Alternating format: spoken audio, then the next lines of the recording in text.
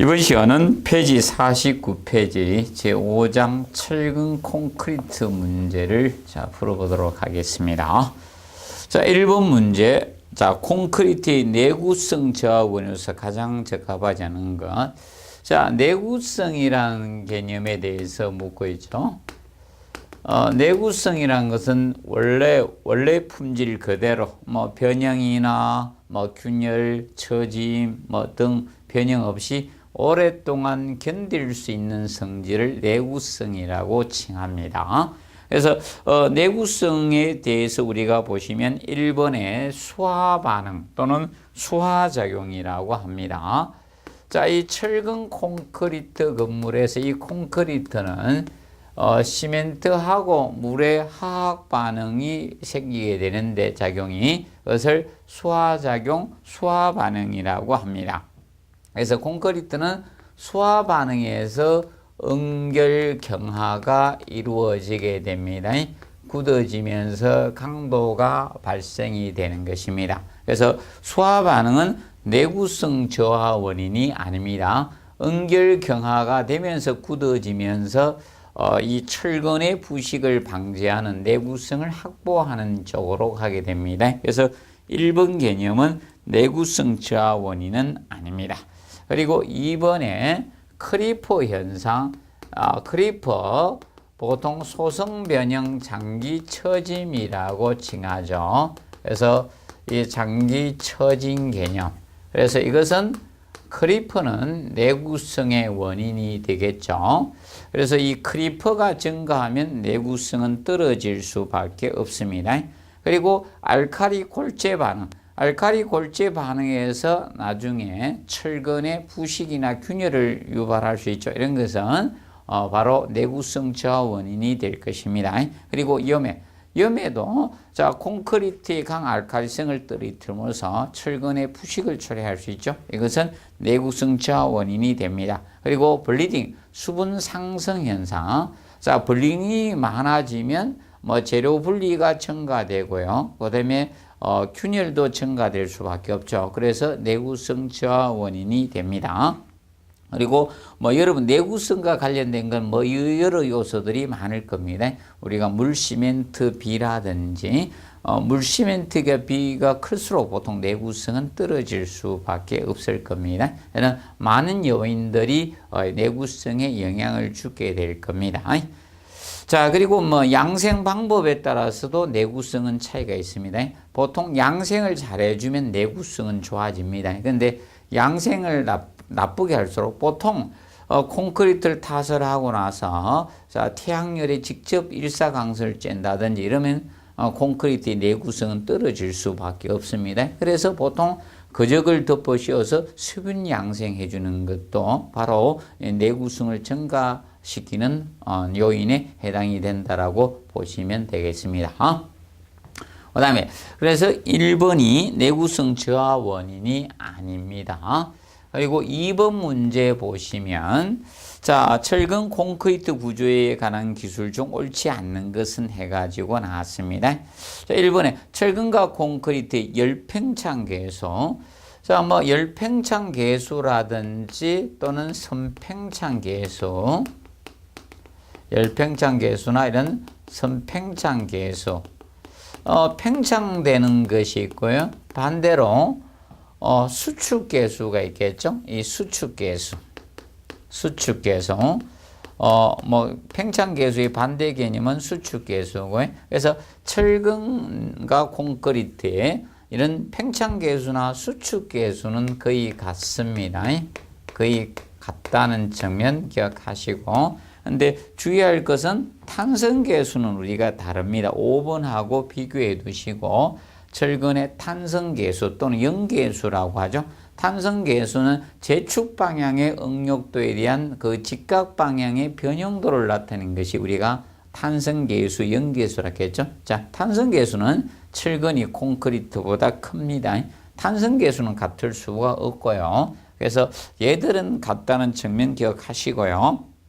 그다음에 2번 철근과 콘크리트 응력 전달은 철근 표면에 부착력에 의하게 됩니다. 그래서 우리가 알아두실 것은 그래서 보통 철근 이연길이 산정할 때 철근 이연길이라든지 뭐 정착길이 산정할 때 가장 중요한 요소가 바로 철근과 공의 부착 응력도죠. 길이 산정할 때 가장 중요한 요소가 이 부착 응력도거든요. 가장 중요한 것이 이 부착 응력도에 의해서 산정이 됩니다. 그래서 같이 기억해 놓으시고요. 그리고 세 번째, 철근과 콘크리트 응력 분담은 각각의 단면적 비에 의한다. 자, 단면적 비에 의하면 콘크리트가 단면지만 좀 많이 부담하는 것은 아닙니다. 그래서 철근과 콘크리트 응력 분담 개념상은 응력 분담은 탄성 계수비만큼 분담합니다. 그래서 이 탄성 계수비만큼 부담합니다. 비만큼 분담을 합니다. 그래서 단면적만큼 부담하는 것이 아니라 탄성 계수비만큼 부담합니다. 그래서 철근이 부담을 많이 합니다.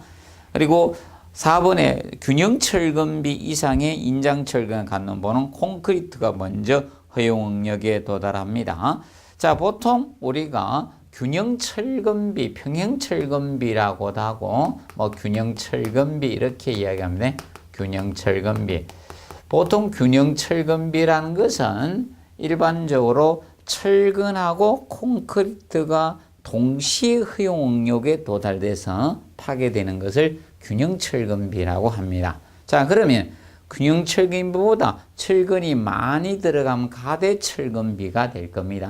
그러면 가대 철근비에는 철근비가 많이 들어갔기 때문에 콘크리트가 먼저 허용 응력에 도달돼서 파괴되는 것을 가대 철근비고, 반대로 가소 철근비라는 것은 철근이 적게 들어갔다는 겁니다. 그럼 철근이 먼저 허용 응력에 도달돼서 파괴되도록 설계하는 것을 가소 철근비라고 합니다. 그러면 균형 철근비보다 크니까 가대 철근비가 되겠죠. 이럴 때는 콘크리트가 먼저 허용 응력에 도달돼서 파괴되도록 설계하는 것이 보통 가대 철근비 개념이 됩니다. 그래서 간략히 알아두시고, 이거보다 적으면 가소 철근비고요.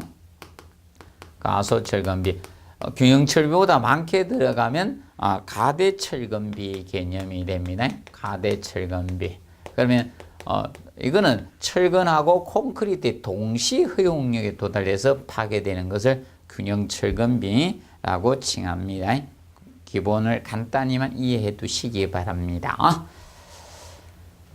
자, 그래서 2번은 3번 개념이 틀렸고요. 뭐 이런 유형의 문제는 아직은 출제가 되지 않았습니다. 현재까지는. 그래서 한번 봐두시기 바랍니다. 그리고 3번 문제 보시면 철근 콘크리트의 설명으로 옳지 않는 것. 자, 뭐 첫 번째, 내구성은 높다. 자, 내구적인 건물 되겠죠. 철근이 단점을 가지고 있었는데 부식이나 또는 우리가 하재에 취약한데 그것을 콘크리트로 피복함으로써 내하적인 건물이 될 수 있었죠. 그 다음에 2번에 차음성은 높습니다. 차음성. 그런데 음을 차단한 성질은 높은데 그에 따라서 단점인 전음도도 크다는 거죠. 그리고 크리퍼가 작은 것은 아닙니다. 3번인 개념이 되는데 크리퍼가 큽니다. 크리퍼는 큽니다. 보통 철근 콘크리트 건물이 콘크리트 크리퍼가 큰데 압축 철근을 보강함으로써 그것을 보강하고 있는 개념이 되는 것이지 떨어지는 건 아니죠. 그래서 크리퍼는 크다라고 보시면 되겠습니다. 크리퍼는 작지는 않습니다. 그리고 무게가 무겁죠. 자중이 무겁습니다. 그래서 철근 콘크리트는 2.4톤 정도 됩니다. 1세제곱미터가 2.4톤 돼서 자중이 무겁습니다. 무게가 무겁고요. 그 다음에 시공 기간이 길죠. 그래서 공사 기간이 긴 것이 특징입니다. 그래서 간략히 정리를 해 두시고요. 그 다음에 4번 문제 보시면 철근 콘크리트의 구조 형식에 대한 설명으로 옳지 않는 것은, 그래서 4번에서 철근 콘크리트 구조에 대해서 설명하고 있죠. 먼저 라멘 구조가 나오고 있습니다. 라멘 구조.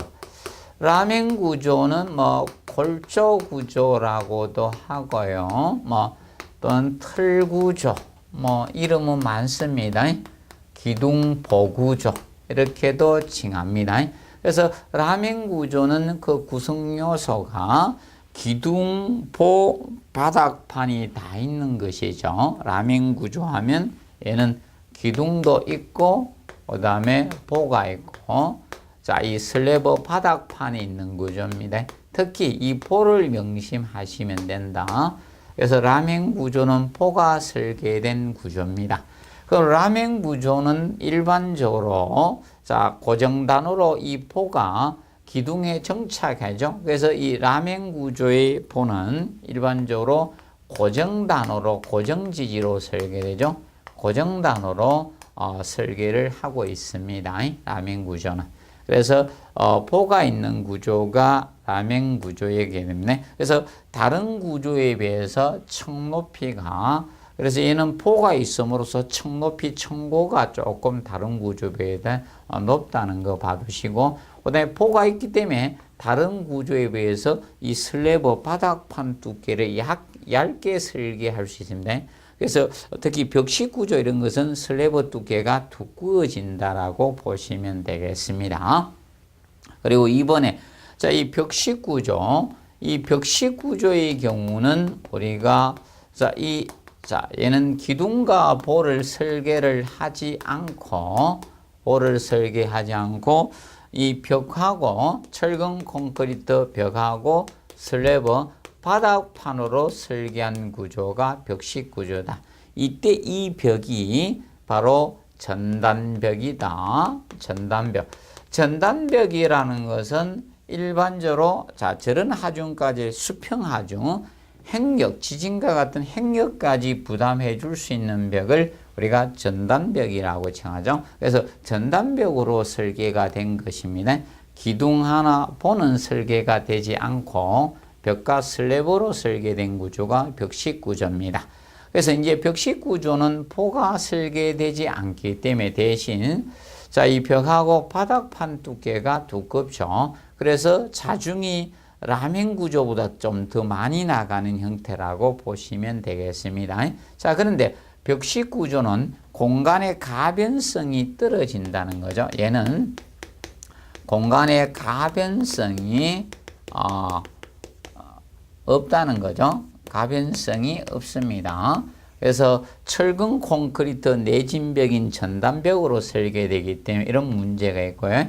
그 다음에 얘가 특히 층간소음이 가장 심합니다. 이 벽식 구조가 이런 층간소음이 커요.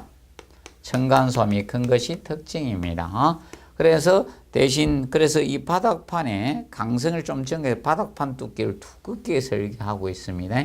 그래서 라멘 구조보다 슬래브 두께가 많이 두꺼워집니다. 그래서 최소한 21cm 이상으로 이 벽식 구조는 바닥판 두께를 우리가 설계하고 있다는 점 기억을 해 두시면 되겠습니다. 그리고 세 번째 플랫 슬래브 구조, 내부 보호 없이 슬래브를 직접 기둥이 받치게 한 연결구의 플랫 슬래브인데, 근데 이 플랫 슬래브 개념은 자, 이 플랫 슬래브는 무량판 구조 중에 하나였죠. 무장판 구조인데 바닥판 슬래브를 직접 기둥이 직접 받치도록 설계한 구조입니다. 이 슬래브를 바닥판을 기둥이 직접 받치는데 그러면 이 접합부가 약하죠. 그래서 이 펀칭 전단이 발생할 수 있습니다. 뚫림 전단이. 그래서 이 판을 지지하는 지판을 드롭 판넬을 설치하고 지판이 설계되고 기둥의 머리 부분을 보강해주는 경사주두 형태가 되겠죠. 예, 주두를 보강해주는 형태가 됩니다. 그래서 이 보강이 이루어진 것이 플랫 슬래브 구조가 된다. 근데 이거는 보중에 특히 실내보, 내부보를 설계를 하지 않은 겁니다.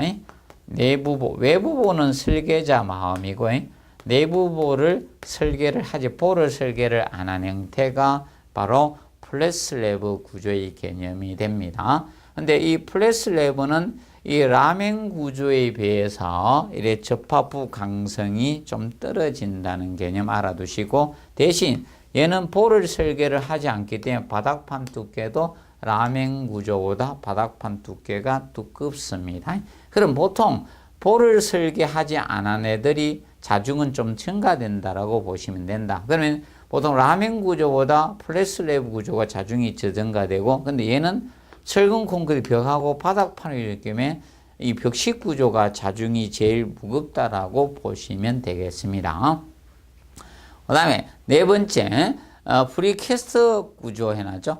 원래 프리캐스트란 것은 미리 제작된 부재를 프리캐스트 부재라고 칭하죠. 그걸 조립하는 형태가 바로 프리캐스트 구조가 됩니다. 그래서 벽, 기둥, 보, 슬래브, 주요 부재를 미리 제작해서 이 조립하는 형태를 우리가 프리캐스트 구조라고 합니다. 그리고 프리스테이스 구조는 이걸 프리스테이스 구조라고 하죠. 미리 수평 부재는 힘이 발생할 힘 모멘트를 받을 수밖에 없죠. 힘을 받게 됩니다. 그렇게 휘어지기 때문에 미리 힘을 받는 부재에다가 미리 압축의 응력을 가해줘서 힘 강도를 증가시켜준 구조가 프리스트레스 구조고요. 그런데 뒤에 보시면 보가 없이 슬랩을 직접 벽에 연결하는 구조 형태, 이거는 벽식 구조에 대한 설명이죠. 그래서 이 5번 개념 가지고 틀리게 나왔었습니다. 보시고, 그 다음에 5번 문제 보시면, 자, 철근 콘크리트의 특성에 대한 설명으로 옳지 않는 거. 그래서 먼저 5번 문제에서 보시면 1번 지문 보시면, 자, 철근 콘크리트 열에 의한 선팽창이나 수축계수는 유사하다, 거의 같다. 그래서 항상 1번 지문을 봤을 때 계수는 탄성계수를 항상 주의하십시오. 혹시 탄성계수, 영계수가 나오면, 자, 이 탄성계수는 이거는 달라야 된다. 철근이 콘크리트보다 커야 된다는 거. 탄성계수는 같아서는 유사하면 안 됩니다. 다르다는 측면을 기억하시고, 그 다음에 2번 콘크리트의 알칼리성은 철근의 녹을 방지하는 역할을 하게 됩니다. 그런데 보통 콘크리트 pH 개념이 11 이상 유지가 되면 철근의 부식을 방지해 줄 수 있는, 녹서는 걸 방지해 줍니다. 철근 부식 방지를 할 수가 있다는 측면을 기억을 해 놓으시면 되겠습니다. 그리고 3번에 철근과 콘크리트 상호 부착력 구조체에서 일체성이 높죠. 그래서 두 가지가 이제 부착력이 매우 좋습니다. 그래서 부착력이 우수하기 때문에 철거 해체가 어렵죠. 이 부착력이 좋기 때문에 철거 해체가 어렵습니다. 철거 해체가 어려운 거죠. 그래서 이제 철거 해체 비용이 많이 들어갑니다. 근데 철골 구조와 같은 가구식 구조는 철거 해체가 쉬운데, 일체식 구조인 철근 콘크리트는 이 철거 해체가 어렵습니다. 그 다음에 압축에 강한 콘크리트와 인장에 강한 철근을 결합해서 각각의 특성을 발휘하도록 했죠. 그래서 각각의 장점으로 그 단점을 보완해 준 구조가 철근 콘크리트 구조라고 보시면 되고, 그 다음에 5번에 철근 콘크리트는 철근이 열에 약하기 때문에 내하에 취약하다 해서 되었죠. 이것을 콘크리트가 내하적인 건물이 되게 해주죠. 철근은 사실상 불에 약하고 내하성이 떨어지죠. 철근은 내하성 떨어지고 녹슬기 쉽습니다. 부식되기 쉽죠. 대기 상태에 놔두면. 그래서 이게 단점을 콘크리트가 이것을 보완을 해주는 거죠. 콘크리트가 피복을 해줌으로써, 피복함으로써 내하적인 구조물이 되죠. 내하적인 구조가 됩니다. 내하적인 구조가 될 수 있는 것입니다. 기억을 해 놓으시고요. 그 다음에, 자, 6번 문제 보시면, 자, 6번에 자, 철근 콘크리트 구조에서 철근과 콘크리트의 부착력 증가를 위한 가장 적합한 방법을 해놨습니다. 그러면 가장 적합한 방법이 무엇인가 하면 가장 적합한 이 문제에서 가장 적합한 방법은 철근의 주장을 증가하는 방법입니다. 철근의 주장. 주장이란 것은 둘레 길이를 이야기합니다. 둘레 길이. 철근의 주장을 증가하는 것이 가장 효과적인 방법입니다. 그러면 동일 단면적일 때는 굵은 철근을 적게 사용하는 것보다 가는 철근을 많이 넣어줘야지만 철근의 주장이 증가된다 했죠. 그래서 똑같은 단면적일 때는 이렇게 해주는 것이 좋습니다. 동일 단면적 기준일 때는 일반적으로 이렇게 해주는 거죠. 철근을 이렇게 여기는 굵은 철근을 4가닥만 쓰는 형태 4가닥만 썼습니다. 근데 이쪽에서는 철근을 갖다가 굵은 것을 넣는 대신에 가는 철근을 이 가닥수를 많이 넣은 겁니다. 그럼 여기는 지금 현재 가는 철근을 12가닥을 넣고요. 여기는 4가닥 맞다. 근데 이 단면적하고 이 단면적은 동일하다는 겁니다. 그럼 이렇게 됐을 때 철근의 주장은 가는 철근을 많이 써준 이쪽이 철근의 주장이 증가가 된다는 겁니다. 그래야지 이 둘레 나중에 길이를 곱하면 표면적이 많아지잖아요. 그래서 이것이 가장 효과적인 방법적인 측면이 된다는 것을 기억을 해 두시기 바랍니다. 자, 그리고 우리가 그 밑에 해설에서 보시면 자, 그 1번에 압축 강도 클수록 부착. 그래서 여기서 압축 강도는 자, 콘크리트의 압축 강도죠. 콘크리트는 압축 강도고 철근은 인장 강도 아닙니까? 그래서 콘크리트 압축 강도는 영향을 주는 요소가 됩니다. 근데 철근의 강도는 관계가 없습니다. 자, 철근의 인장 강도든 아니면 철근의 항복 강도든 자, 이 철근의 인장 강도, 항복 강도는 이 부착력과 연관성이 없습니다. 부착력과 연관성이 없습니다. 그래서 그 측면 주의해 주시고요. 저거하고 혼돈해서는 안 됩니다. 보통 여러분들이 이 철근을 갖다가 콘크리트가 이렇게 감싸지고 있습니다. 그렇기 때문에 철근 인장 강도, 항복 강도가 좋다 해서 부착력이 증가되고 이런 것은 아니다. 그럼 철근의 주장이나 철근 표면 상태라든지 단면 모양이나 이런 것은 부착력에 영향을 주는 요소에 해당은 됩니다. 그런데 철근의 강도적인 측면하고는 관계가 없다는 것을 명심하십시오. 왜냐하면 철근을 콘크리트가 감싸고 있기 때문에 콘크리트 압축 강도는 영향을 주는 것은 콘크리트 압축 강도가 크다는 것은 콘크리트가 단위 면적당 밀실하다는 겁니다. 그럼 철근을 꽉 잡아줄 수 있기 때문에 부착력이 증가되는 겁니다. 그 측면을 기억을 해 두시고요. 그래서 2번의 철근 주장에 비례하게 되는데 그 조건은 한 번 더 언급될 수 있으니까 한 번 더 보시면 동일 단면적일 때는 굵은 철근을 적게 쓰는 것보다 가는 철근을 많이 쓰는 것이 바로 주장이 증가하기 때문에 부착력 증가의 효과적인 방법입니다. 그런데 이론상은 이래지만 실무상은 이렇게 철근을 많이 배건하게 되면 콘크리트 탓을 할 때 잘 안 들어가요. 여기 자갈이 막 끼거나 이런 문제점이 있기 때문에 일정 굵기를 가지는 철근을 쓸 수밖에 없는 거고요. 그 다음에 이제 원형 철근보다 이형 철근이 보통 부착력이 증가됩니다. 그래서 현재 이형 철근을 많이 사용하고 있습니다. 보통 이형 철근을 많이 사용하는 이유는 부착력이 보통 마디와 리버가 있기 때문에 한 최소 40%에서 최대 200% 범위 안에서 부착력이 증가되기 때문입니다. 자, 그리고 7번 문제 보시면 콘크리트의 중성화 방지부 중 가장 적합하지 않는 것. 보통 콘크리트의 중성화는 왜 진행이 되냐 이유만 정확히 아시면 쉽다. 자, 철근이 있을 때, 철근이 있으면, 뭐 이걸로 바로 해도 되겠네요.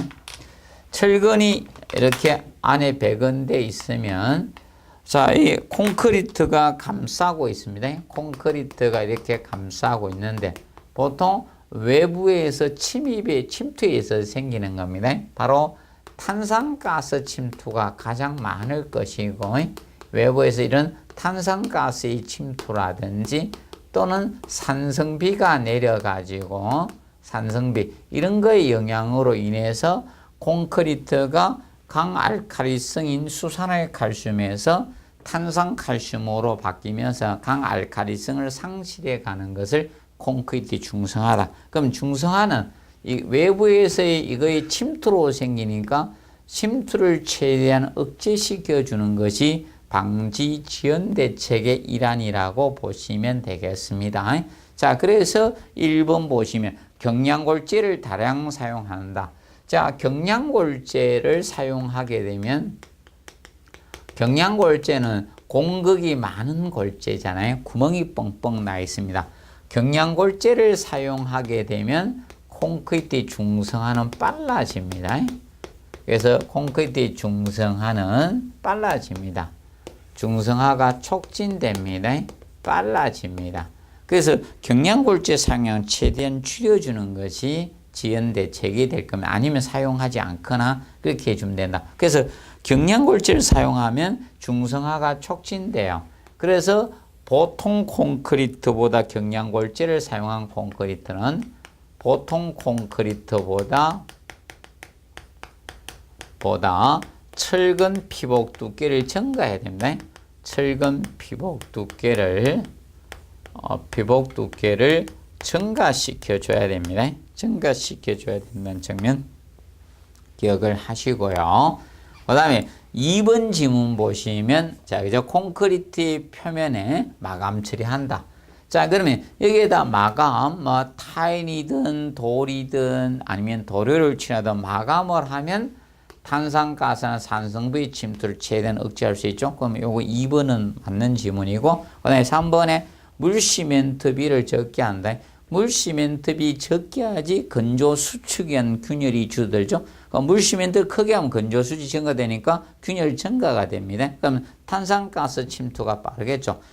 물시멘트비를 적게 쓴다는 것은 뭐 다르게 이야기하면 물시멘트비를 적게 쓴다는 것은 슬럼프 값을 적게 하라 이거죠.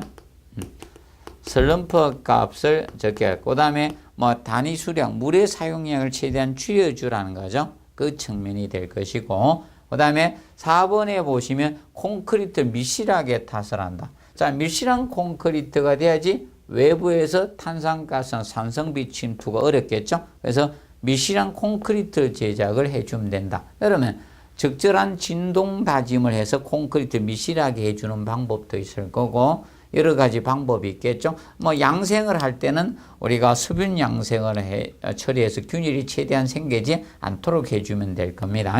자, 그리고 콘크리트 피복 두께를 증가해주면 외부에서 탄산가스가 침투해서 발생하니까 최대한 우리가 피복 두께를 두껍게 하면 이 중성화가 서서히 진행이 됩니다. 그래서 피복 두께는 두껍게 하고, 그다음에 부재 단면이 클수록 중성화는 서서히 된다라고 보시면 되겠습니다. 그래서 부재 단면이 클수록 중성화가 느려집니다. 보통 그래서 부재 단면이 적을수록 중성화가 빠르게 진행된다라고 보시면 되겠습니다. 그리고 여러 가지 방법이 있을 겁니다. 그래서 습도는 최대한 우리가 높은 게 좋습니다. 중성화 지연되면 습도가 낮을수록 중성화는 빠르게 진행이 됩니다. 정면 봐두시고요. 그 다음에 8번 보시면 자, 콘크리트 중성화에 대한 설명으로 옳지 않는 것은 해가지고 나옵니다. 그래서 콘크리트 중성화 1번에 보시면 자, 콘크리트가 공기 중에 탄산가스와 반응해서 알칼리성을 상실해 가는 현상을 콘크리트의 중성화라고 칭합니다. 그래서 결과적으로 강알칼리성을 상실한다 이렇게 보면 되죠. 강알칼리성을 상실하는 것입니다. 상실하고 약알칼리화 된 겁니다. 상실하고 약알칼리화 된 겁니다. 약알칼리화 된 것이 콘크리트의 중성화 또는 탄산화라고 칭합니다. 자, 콘크리트 중성화가 철근 깊이까지 진행되면 철근 부식이 발생 가능성이 증가할 수밖에 없죠. 그래서 보통 피복 두께가 이제 두꺼워지면 그만큼 늦어집니다. 그럼 보통 철근 부식에 걸리는 시간은 피복 두께에 영향을 줍니다. 철근의 부식에 걸리는 것은 보통 피복 두께에 영향을 주는데 철근의 산화연수 부식되는 데는 보통 7.2 곱하기 간략한 색이 피복 두께 X의 자성이 되는데 보통 피복 두께의 자성 부분이 돼요. 그래서 피복 두께가 이제 두꺼우면 늦어집니다. 그래서 피복 두께가 2cm 위는 4잖아요. 그럼 28.8년 정도 되고 3cm가 되면 3, 3은 9해서 64.8년 정도가 됩니다. 그리고 세 번째, 콘크리트 중성화 진행, 콘크리트 강도 자체가 저하되는 건 아니다. 콘크리트의 강도 변화는 거의 없습니다. 강도 저하는 거의 없고 단지 철근의 부식이 초래된다는 이런 단점이 작용된다는 것입니다. 그리고 네 번째, 콘크리트 중성화는 철근 콘크리트 구조의 수명을 결정하는 중요한 요소가 됩니다. 자, 보통 수명 주기를 추정하는 건물의 수명주기 추정 방법은 수명주기 추정은 크게 세 가지로 나누고 있습니다. 세 가지가 있는데 물리적 수명주기 추정, 한계 성능 도달에 의해서 하는 물리적 수명주기 추정 방법이 있고 한계 성능 도달한 물리적 수명주기 추정 방법이 있고 그래서 보통 한계 성능에서 끝까지 내가 버티다가 보통 사람들 농담처럼 얘기하지 벼른박에 똥칠할 때까지 산다. 벽에 똥칠할 때까지 산다. 이런 옛날 용어도 있었죠. 그와 같이 물리적 수명 주기 추정 방법이 있습니다. 그리고 콘크리트의 중성화. 콘크리트가 중성화되면 철근이 녹으니까 콘크리트의 중성화로 수명 주기 추정하는 방법이 있고 그 다음에 경제적 수명 주기 추정 방법이 있습니다. 경제적 수명 주기 추정 방법이 제일 짧습니다. 보통 여러분들 이겁니다. 건물이 노화가 돼가지고 파괴하는 것이 아니라 내가 새로운 건물을 지어서 비용 대비 많은 임대료를 많은 돈을 벌을 수 있으면 이게 경제적 수명 주기 추정 방법이 되는 겁니다. 그래서 보통 경제적 수명 주기 추정이 제일 짧고 물리적 수명주기 추정 방법이 가장 깁니다. 그러면 콘크리트 중성화 됐다고 해서 바로 철근 콘크리트 건물이 붕괴되는 것은 아니에요. 그래서 철근이 녹슬 가능성이 높아진다는 거지. 녹슬어도 어느 정도 버틸 수는 있습니다. 그래서 이 밑으로 올수록 수명주기는 짧아집니다. 밑으로 올수록 수명주기는 짧고 위로 갈수록 수명주기가 깁니다. 주민가 짧다라고 보시면 돼요. 보통 철근 콘크리트 건물은 콘크리트의 중성화에 의한 수명주기 추정 방법을 많이 활용하고 있습니다. 그래서 주택 재건축 사업을 할 때 바로 제가 공동주택은 주택 재건축 사업이 이루어지게 되면 바로 안전진단을 우리가 하게 됩니다. 안전진단을 받아야 되는데 그때 안전진단 항목 중에 하나가 콘크리트 중성화 수명주기 추정 방법을 하며 중성화가 깊이가 얼마까지 진행이 됐는가 이것을 측정하게 됩니다. 그리고 콘크리트의 반발 경도법인 슈미트 햄마를 통해서 반발 경도법으로서 콘크리트 압축 강도 이런 걸 측정하게 됩니다. 그리고 정면을 보시고 그 다음에 5번에 물 시멘트 비를 작게 하면 중성화 진행 속도를 줄일 수 있죠. 천천히 할 수가 있습니다. 그래서 물 시멘트 크면 중성화 진행 속도가 빨라집니다. 그리고 밀실한 콘크리트를 만들게 되면 중성화를 진행 속도를 느리게 할 수가 있습니다. 그리고 마감재 사용한다든지 외부에서 탄산가스 침투가 최대한 느리게 해주면 된다. 그래서 사람도 피부의 노화를 방지해서 여성분들이 남성분들 요새하고 자외선 차단제를 바르는 이유가 마감재를 사용해 줌으로써 노화를 방지하자 이거죠. 그리고 9번 문제 보시면 플랫 슬래브 구조에 대한 설명으로 옳지 않는 거.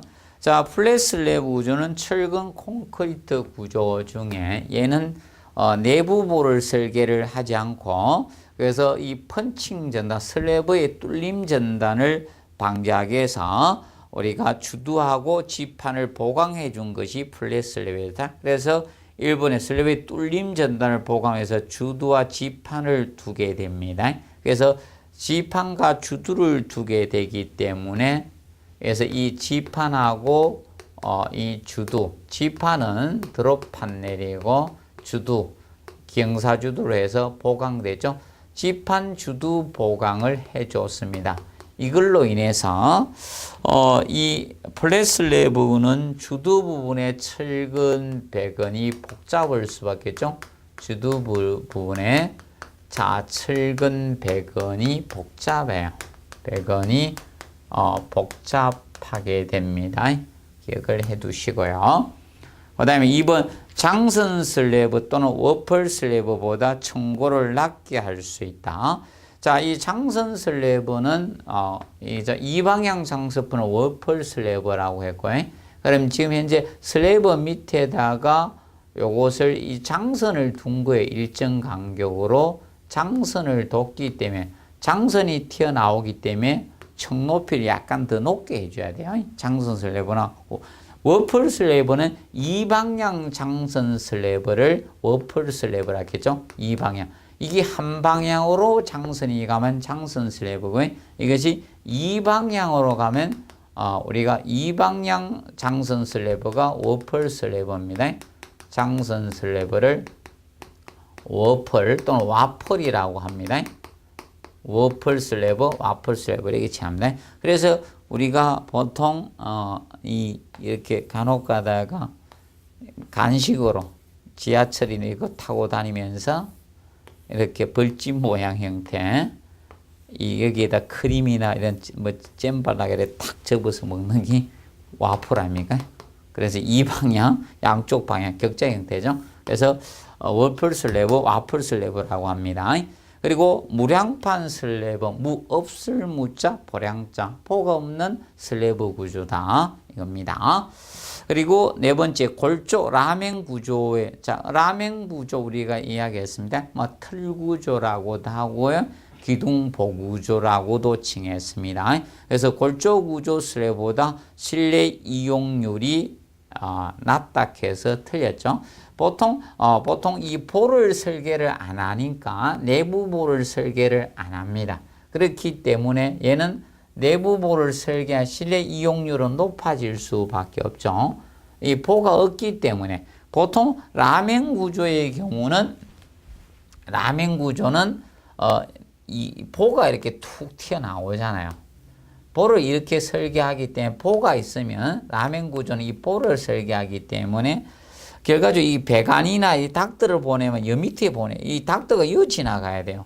그럼 결과적으로 이만큼 또 내려야 돼요. 그럼 쓸데없이 이 공간만큼 공간의 활용도가 떨어질 수밖에 없는 거예요. 그래서 층 높이가 높아집니다. 그래서 이 플랫 슬래브 구조는 그래서 골조 구조의 슬래브보다 이 보가 없으니까 내부 보가 없기 때문에 실내 이용률은 높아질 수밖에 없겠죠. 그리고 바닥판 슬래브의 기둥이 직접 지지합니다. 그래서 이제 이 이 플랫 슬래브 구조의 경우는 이 슬래브를 지판 설계해주고 그 다음에 기둥이 슬래브의 하중을 직접 우리가 보강해 줍니다. 그래서 플레이트 슬래브는 이 지판 주두가 보강이 안 되기 때문에 뚫림 전단이 더 많이 생겨요. 여기가. 그래서 보강된 것이 우리가 플랫 슬래브였습니다. 기억을 해 두시면서 그리고 그 밑에 해설 개념상 몇 가지 추가적으로 알아둘 것 단점은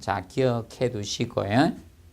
단점에서 기억 보시면 주두의 철근이 여러 겹 배치됨으로써 자 우리가 이 지판하고 주두 부분의 철근까지 배건돼야 되죠. 그래서 철근 배건이 복잡다는 거 기억을 해 두시고, 그 다음에 라멘 구조에 비해서 바닥판이 두꺼워져요. 그래서 고정 하중이 증가될 수밖에 없다. 보가 없는 대신 바닥판을 두껍게 설계를 해주는 겁니다. 그리고 뼈대의 강성이 라멘 구조, 이 골조 구조는 기둥보 슬래브가 한 지점에 다 뭉치거든요. 근데 얘는 슬래브하고 바로 기둥하고 바로 접합하기 때문에 뼈대의 강성에는 라멘 구조보다 떨어질 수밖에 없습니다. 그 측면을 같이 정리를 해 두시고요. 그 다음에 이제 10번 문제 보시면 콘크리트의 압축 강도에 영향을 미치는 가장 관계가 먼 것 해놨습니다. 뭐 이런 문제는 혹시나 해서 다뤄놓은 거고요. 뭐 출제 가능성은 떨어진다라고 보시면 됩니다. 이런 형태는 사실 뭐 건축사 시험이나 이런 쪽은 많이 다룹니다.